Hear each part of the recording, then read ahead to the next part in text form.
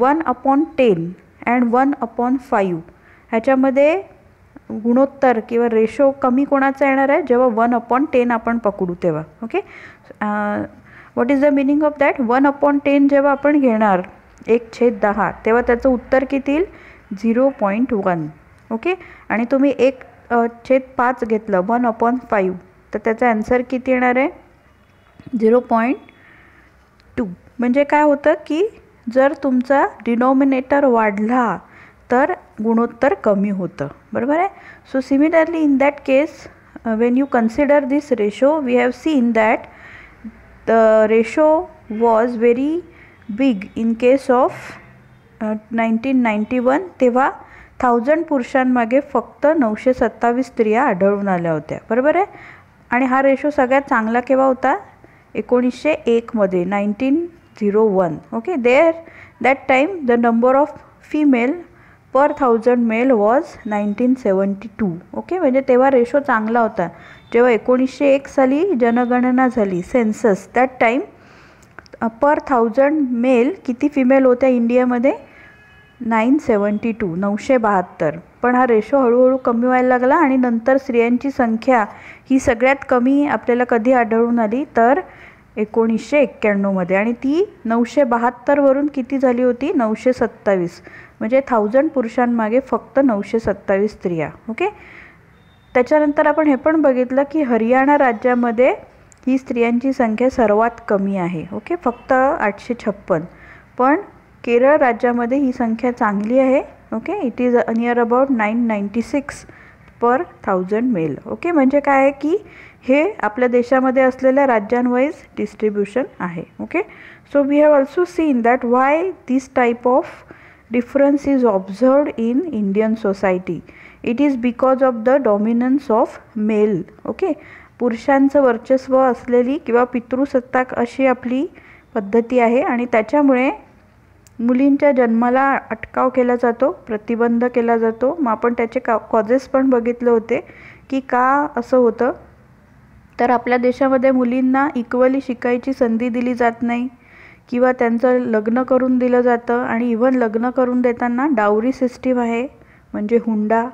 मग त्याच्यामुळे मुली हे समाजावरती किंवा आईवडिलांवरती असलेलं एक ओझं समजलं जातं आणि त्याच्यामुळे मुलींची संख्या भारतामध्ये कमी होत चाललेली आहे. म्हणजे प्रत्येक 1000 पुरुषांमागे 1000 स्त्रिया आढळून येत नाहीत, तर कमी आढळून येतात. ओके, सो त्याचं मेन 2 रिझन आहेत. एक म्हणजे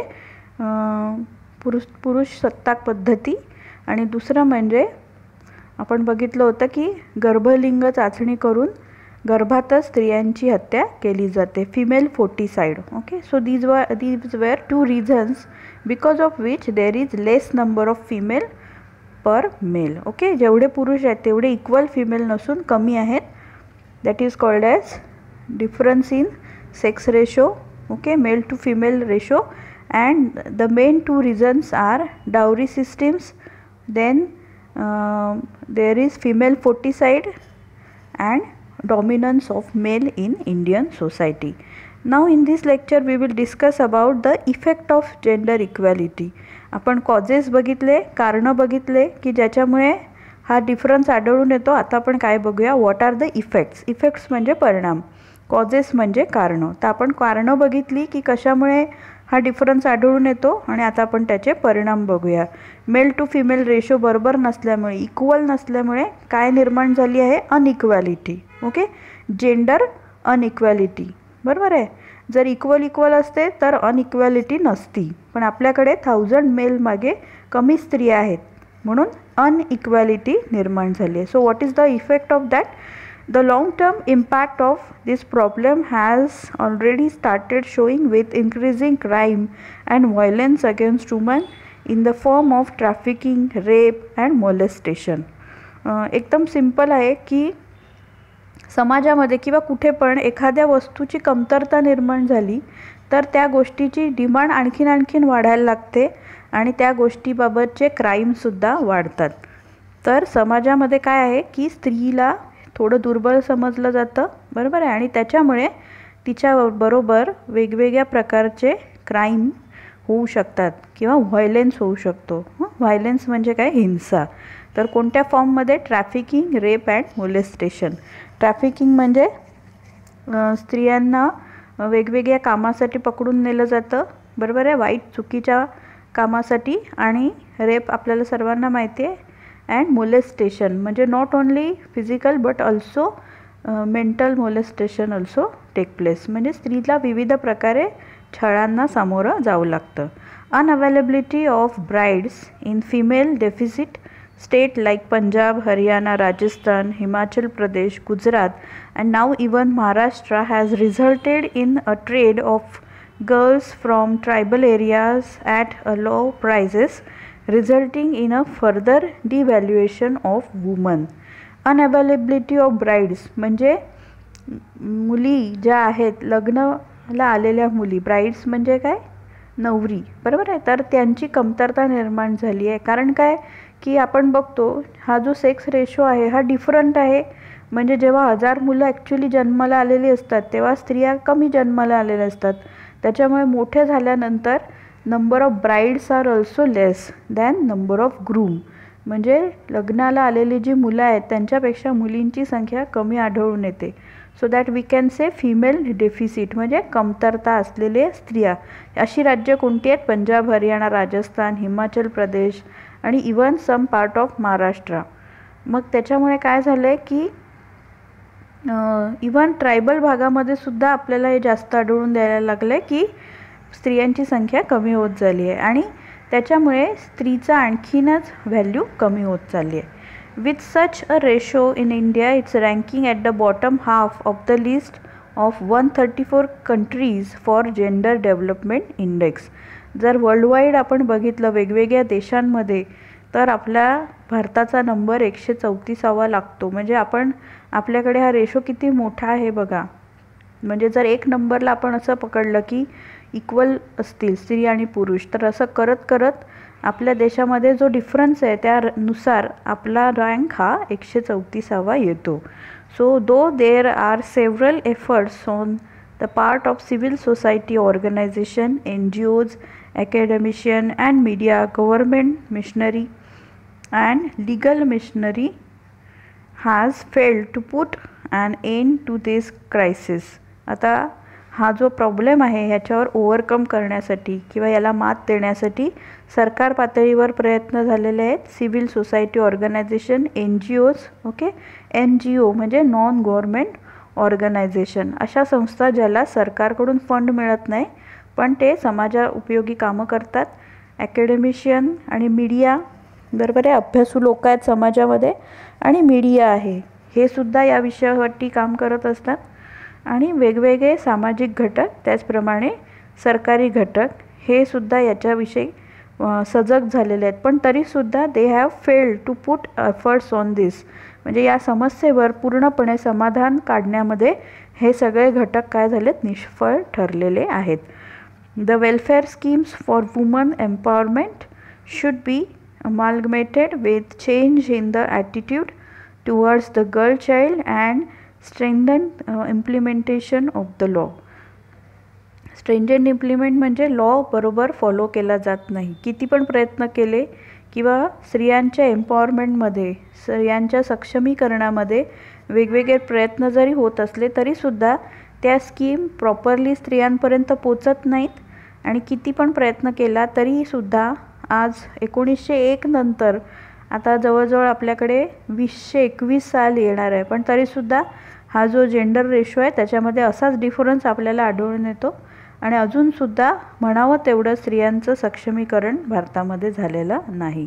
म्हणजे लॉ प्रॉपर फॉलो होत नाही आणि हे जे सगळे लोक प्रयत्न करत आहेत हा रेशो कमी करण्यासाठी तो कमी होऊ शकत नाही आहे. दिवसेंदिवस स्त्रियांची संख्या कमी होत चालली आहे. तर याच्यावरती हाच आपण इलाज करू शकतो की सगळीकडे अवेअरनेस वाढवला पाहिजे. And if you increase the awareness so that there will be equality in male and female and there will be less chances of female foeticide and slowly the number of female in society will increase. Okay, so these are all about the causes and effects of gender inequality. Now we will go to the next part of this chapter, that is regional variation of urban, rural and tribal areas and it's characteristic. बघा आपल्याला सगळ्यांना माहिती आहे, आपण या चॅप्टरमध्ये काय बघतोय की भारतामध्ये कशा प्रकारची विविधता आढळून येते. बरोबर, डायव्हर्सिटी. सो डायव्हर्सिटी आपण कोणकोणत्या फॉर्ममध्ये बघितली. सगळ्यात आधी आपण रिलिजन्स बघितले, मग कास्ट सिस्टीम बघितली. बरोबर आहे. देन लँग्वेज, मल्टीलिंग्वल सोसायटी बघितली. ओके. त्याच्यानंतर स्त्री आणि पुरुषमध्ये कसा भेद आहे किंवा डिफरन्स आहे ते आपण बघितलं. आणि आता आपण 5th नंबरचा डिफरन्स बघतोय, दॅट इज रिजनल व्हेरिएशन. भारतामध्ये फक्त प्रांत वेगवेगळे नाही आहेत, तर तिथे राहणारे लोक, त्यांची इकॉनॉमी किंवा त्यांच्याकडे असलेली आर्थिक परिस्थितीसुद्धा वेगवेगळी आहे. And therefore we can say regional variation. म्हणजे रिजन म्हणजे प्रांत, प्रांत वाईज डिफरन्स. मग आता प्रांत म्हणजे काय, एखादा भाग. तर हा भाग किती प्रकारचा असू शकतो. अर्बन म्हणजे शहरी भाग, रुरल म्हणजे ग्रामीण भाग, आणि ट्रायबल म्हणजे आपला जो आदिवासी भाग आहे तसा भाग. तर अशा प्रकारांमध्ये रिजनल व्हेरिएशन आढळून येतं. बरोबर आहे ना. शहरी भागापेक्षा ग्रामीण भाग हा वेगळा आहे, आणि ग्रामीण भागापेक्षा ट्रायबल एरिया आणि त्याचे कॅरेक्टरिस्टिक्स वेगळे आहेत. बरोबर. So Indian society has diversity in regional areas also. Okay. So what we will see that, what is that. तर आधी आपण बघूया की रिजन म्हणजे काय. जसं आपण रिलिजन म्हणजे काय, जेंडर म्हणजे काय ते बघितलं, तर आता आपण बघूया की what is region. Okay. So a region can be defined as a territory the inhabitant of which are emotionally attach to it due to a number of forces and factors such as common language, beliefs, practices and common socio economical political stages of development. Definition जरा मोठी आहे, पण काय आहे ती मी तुम्हाला समजून देते की रिजन म्हणजे काय. एखाद्या भागाला आपण असंच प्रांत म्हणतो का, किंवा एखादा पर्टिक्युलर भाग आपण म्हणतो हा ग्रामीण भाग आहे, तर किंवा हा शहरी भाग आहे, पण तो एक पर्टिक्युलर प्रांत असतो. आणि त्या प्रांताच्या काय विशेषता असतात, तर त्याला एक पर्टिक्युलर बॉर्डर लाईन असते, आणि त्याच्यामध्ये असलेले लोक त्या भागाशी इमोशनली अटॅच असतात. बरोबर आहे ना. आपण सगळे ज्या भागात राहतो किंवा जिथे आपलं कॉलेज आहे किंवा जिथे आपण मोठे होत असतो, त्या भागाशी आपल्याला एक इमोशनल अटॅचमेंट असते. आणि त्या इमोशनल अटॅचमेंटमुळेच वेगवेगळे फॅक्टरसुद्धा निर्माण होतात जे आपल्याला त्याच्याशी बांधून ठेवतात. Like common language. आपण ज्या भागात राहतो तिथले लोक आणि आपण कॉमन लँग्वेज बोलत असतो. बरोबर. Similar language. बिलीफ्स म्हणजे आपले विश्वास सेम असतात. बरोबर आहे ना. आपली धार्मिक स्थळं असतील किंवा जे पण काय असतील ते पण सेम असतात. प्रॅक्टिसेस म्हणजे आपण एक सेम प्रकारची प्रॅक्टिस किंवा सेम प्रकारचे रीतिरिवाज फॉलो करत असतो. And common socio economic political stage of development म्हणजे नॉर्मल ह्या ज्या गोष्टी आहेत, सण समारंभ, भाषा, याच्याचप्रमाणे सोशो इकॉनॉमिक म्हणजे सामाजिक, आर्थिक, आणि सगळ्यात इम्पॉर्टंट म्हणजे पॉलिटिकल. बरोबर.